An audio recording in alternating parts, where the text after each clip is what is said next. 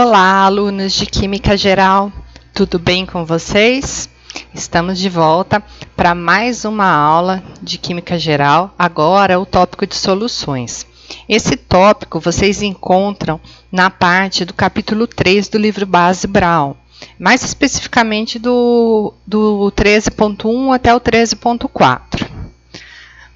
Bom, para essa parte de soluções, é importante que nós relembrarmos aqui alguns dos conceitos que já foram tratados em aulas anteriores, né?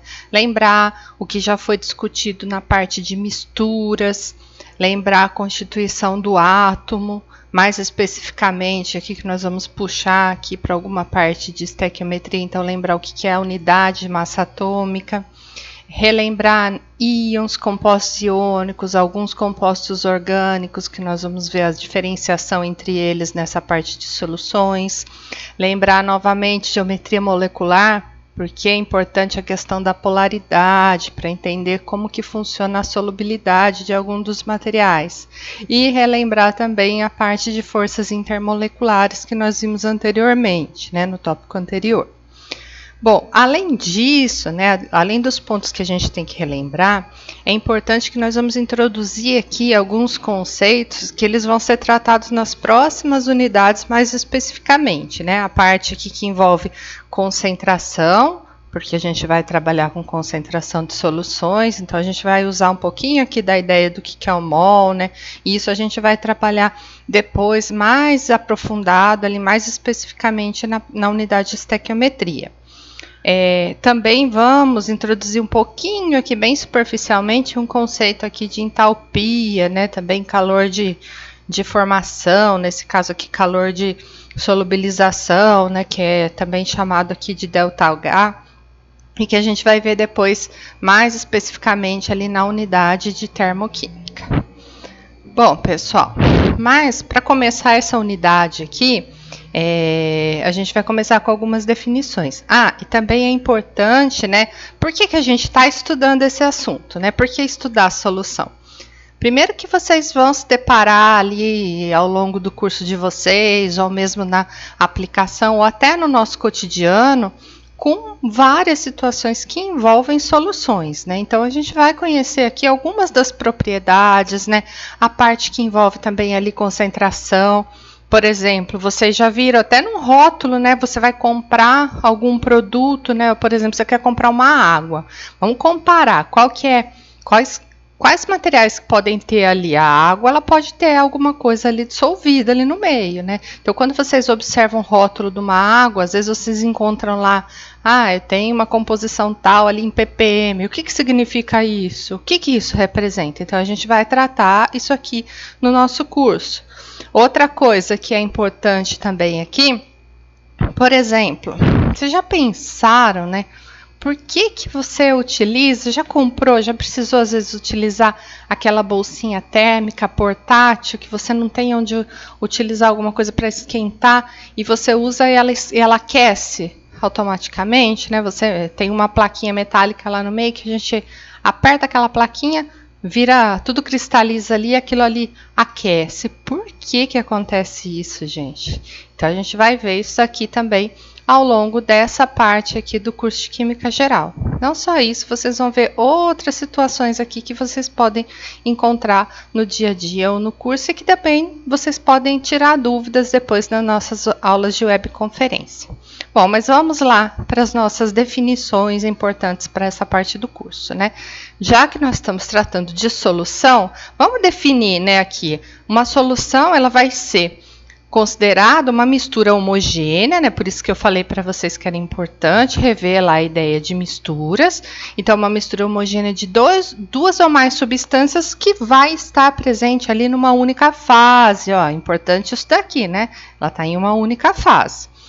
Um dos constituintes, então, aqui da nossa solução, ele é chamado de solvente, né? O que é o solvente? E os outros vão ser os solutos, tá? Ambos são componentes da solução. Mas o que significa cada um deles aqui? O solvente é aquele componente que o estado físico dele vai ser preservado quando você fizer a solução. tá? Então, se ele estava líquido, ele vai se manter líquido ali na solução, tá? E ele vai ser o que está presente em maior quantidade. O soluto é um outro componente da solução que apresenta aqui em menor quantidade. Nesse caso aqui, pode ser, não necessariamente, mas pode ser que você altere o estado físico dele aqui quando a gente forma a solução, tá? O que é importante aqui, que quando a gente vai preparar uma solução com fase condensada, ou seja, assim, o que a gente está condensando? Alguma coisa ali, por exemplo, no estado líquido, né? As forças intermoleculares aqui, elas se tornam reordenadas, ou seja, nós vamos mudar o que a gente discutiu anteriormente, forças intermoleculares. Agora a gente está solubilizando um material ali, formando uma solução, então a gente precisa ter uma reordenação das forças intermoleculares que a gente tinha ali para os componentes separadamente. Bom, e quando a gente fala de soluções, a gente pode se referir a diversos tipos de soluções, né? Elas podem encontrar até em estados físicos diferentes. Por exemplo, a gente pode ter uma solução aqui formada por um gás misturado com outro gás, né? Que o estado final dessa solução vai ser gasoso também, por exemplo, o nosso ar, né? A atmosfera aqui. Nós temos, por exemplo, maior quantidade ali, nitrogênio, oxigênio, e tem outros gases também ali no meio dissolvidos, é uma solução gasosa. Nós podemos ter também um líquido, né? E você colocar um gás ali solubilizado no líquido, né? O próprio oxigênio que tem na água. E o estado final dessa solução aqui é um estado líquido. A gente pode ter também solução à base de líquido com líquido, né? Se a gente misturar álcool com água, e vamos ter no final uma solução no estado líquido. Podemos também solubilizar um sólido, né? Um soluto aqui dentro de um líquido, né? Nosso solvente, por exemplo, o sal dissolvido na água, e obter ali uma solução final na forma líquida. Temos soluções também aqui de gás sólido, se a gente dissolver hidrogênio, né, o gás aqui no paládio, e formar no final uma solução na forma sólida. Um líquido pode ser dissolvido dentro de um sólido aqui, se a gente colocar o mercúrio é líquido ali na prata, né, a gente tem no final uma solução sólida, essa solução, essa amálgama que é utilizada para fazer obturação de dente, né, antigamente era predominante essa daqui, é uma solução tipo sólida. Podemos ter também solução que a gente pode misturar um soluto aqui na forma sólida num solvente sólido também, né? A prata com ouro aqui, a gente vai ter no final uma solução na forma sólida, tá? Então, a gente tem diversos tipos de soluções.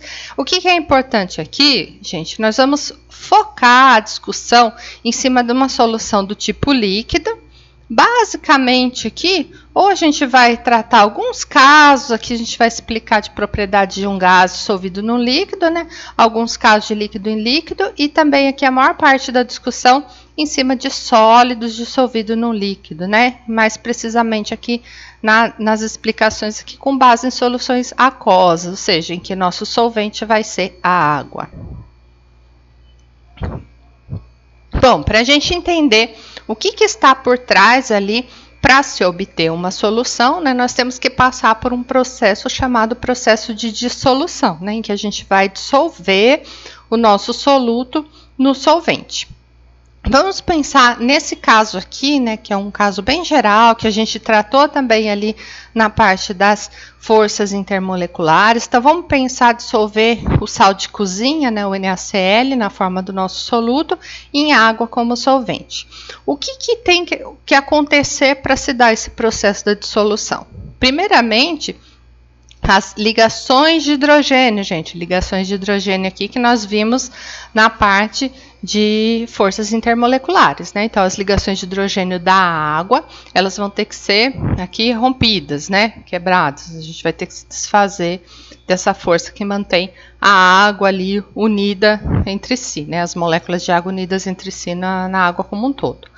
O NaCl, ele vai então se dissociar, lembra isso aqui? A gente viu, cortou aqui, gente, tem um cloro aqui, Cl-, tá? Cortou, desculpa.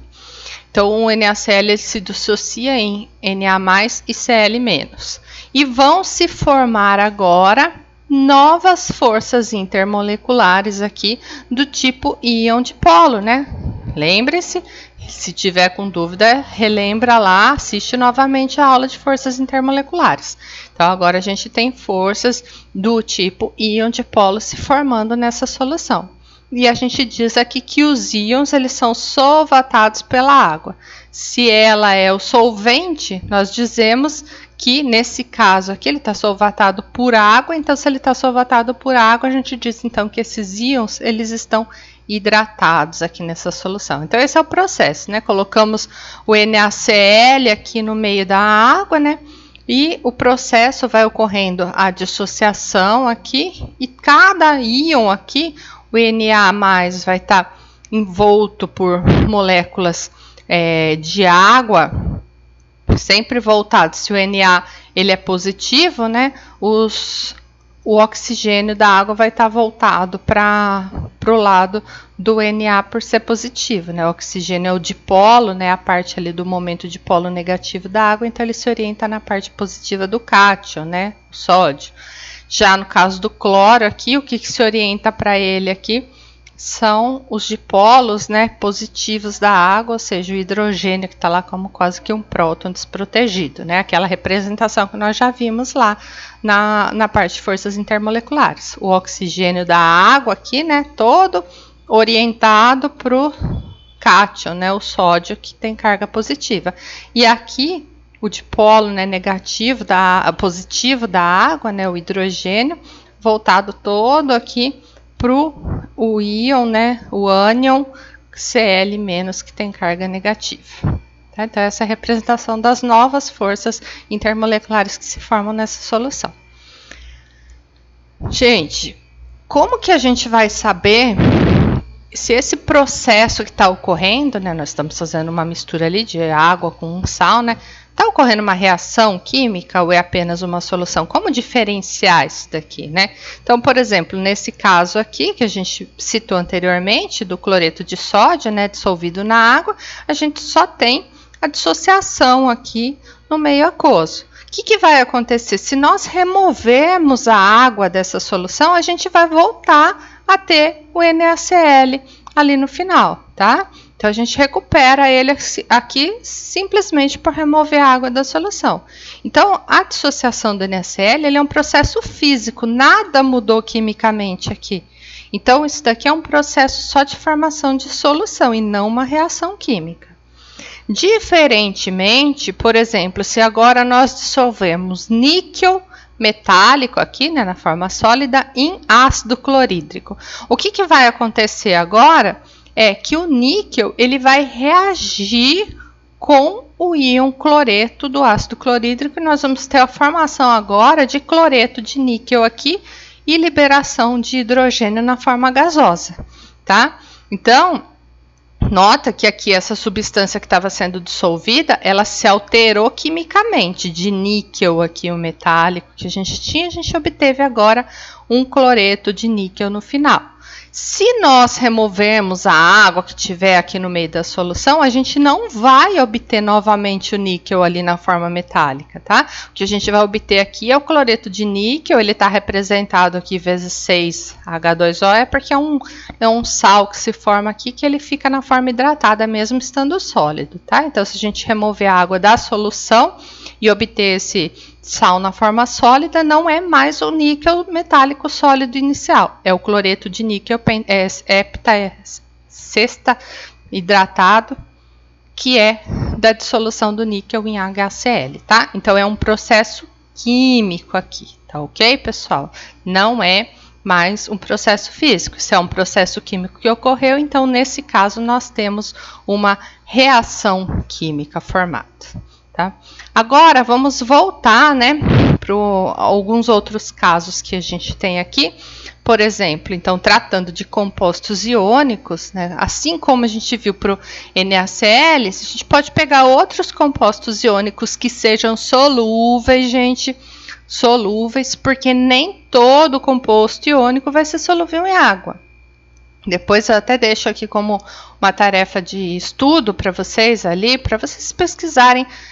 Existem algumas tabelas que mostram quais que são as dissoluções, né? Qual material que ele pode ser solúvel, parcialmente solúvel, né? Então procurem saber sobre isso. Vocês vão ver que tem vários materiais que eles podem ser iônicos também, mas que não são solúveis, né? Compostos iônicos que não são solúveis em água. Então aqui a gente está tratando do que é solúvel em água. Que é solúvel em água, o que acontece com o composto iônico solúvel em água é que ele vai se dissociar e vai ocorrer aquele processo ali que a gente mostrou para NaCl, ou seja, onde eu tenho cátions, né? Eu vou ter agora a orientação aqui do oxigênio da água para esses cátions, e onde eu tenho ânions, eu vou ter a orientação dos hidrogênios, ali quase que um próton, né, da água, orientados aqui para o ânion. E com isso a gente tem a formação aqui da solução com novas forças intermoleculares sendo formadas. O que é importante aqui? Como que a gente pode saber, por exemplo, que ocorreu isso que a gente tem íons em solução? Essas soluções que são formadas, nesse caso, que a gente tem uma dissociação ocorrendo ali, o que vai acontecer? Elas são responsáveis ali, elas têm a propriedade por conduzir eletricidade, tá? E elas são chamadas, consequentemente, se elas podem conduzir eletricidade, se elas têm íons ali no meio, elas são chamadas de eletrólitos. O que a gente tem? Que nós temos eletrólitos que podem ser fortes ou eletrólitos fracos, tá? Alguns exemplos aqui, ácido clorídrico, cloreto de magnésio, cloreto de sódio, aqui são eletrólitos fortes. E o que é a diferença quando a gente tem um eletrólito forte aqui numa solução? É que esses materiais se dissociam completamente ou quase praticamente ali 100% na forma de íons. Notem, gente, que não é só composto iônico, tá? Se vocês pensarem aqui, ó, HCl, se relembrar os conceitos de ligações químicas, relembrem lá o que a gente tem aqui, diferença de eletronegatividade. HCl, a ligação que a gente tem aqui não é iônica, não, é uma ligação covalente, tá? Então, ele também pode sofrer dissociação aqui, tá? Dissociar. E no caso do HCl, ele é um eletrólito forte e que dissocia praticamente assim, completamente na água. Alguns outros compostos também podem se dissolver, mas não vão conduzir eletricidade. Então, esses aqui não são eletrólitos, ou seja, eles não se dissociam, não geram íons ali no meio. Por exemplo, se nós dissolvermos açúcar, você já deve ter feito teste em casa, açúcar ela pode se dissolver na água, mas ela não dissocia, tá? Ela não gera íons. Etanol aqui, fazer uma solução líquido-líquido, né? Ele também pode se dissolver, ali forma uma mistura homogênea, né? Mas também não sofre dissociação, não forma um eletrólito. Etileno glicol aqui, uma outra substância mais viscosa, mas também solubiliza em água e que também não sofre dissociação, tá? Um ácido, quando a gente coloca um ácido em água, né, ele sofre dissociação também. Como ali eu mostrei o caso do HCl anteriormente, né, ele dissocia e ele gera um eletrólito. A diferença que a gente tem aqui é que ele pode dissociar totalmente ou ele pode sofrer pouca dissociação. Então, a gente vai ter aqui a diferença entre ácido forte e ácido fraco. Essa é uma das definições de ácido base que nós temos, né? Definição de ácido base de Arrhenius, até que o ácido ele gera íons H+, né? Então é a dissociação. Então o HCl aqui é um exemplo, ele é um ácido forte porque ele gera um eletrólito forte, ele se dissocia quase que 100%, né? Alguns outros exemplos que nós temos aqui de ácido forte também, que também se gera uma dissociação aqui praticamente 100%. Se for agora um ácido fraco, por exemplo, o ácido acético, o que acontece é que ele ioniza muito pouco. Então, no momento que ele é dissolvido na água, a dissociação dele é pouca. Então, é pouca parte, bem abaixo ali, não chega a 100%. Então, ele é muito pouco, então ele vai gerar um eletrólito fraco, tá? São poucos íons que estão presentes ali. Então, é uma eletricidade aqui muito fraquinha, né? Se você for medir em termos até de uma lâmpada ali acendendo, ela é bem mais fraquinha.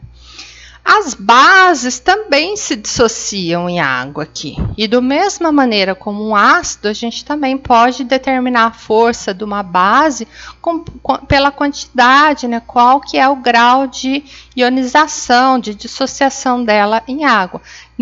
No caso das bases, quais são os íons que geram OH-, né? Pela definição de Arrhenius de ácido base. Então, o NaOH é um exemplo de uma base forte que ela se dissocia ali 100% em água. Um outro exemplo aqui, já de uma base fraca, é a amônia. Gente, a amônia, ela é uma base bastante importante em química, mas a base em si é o NH3, só que ela é gasosa.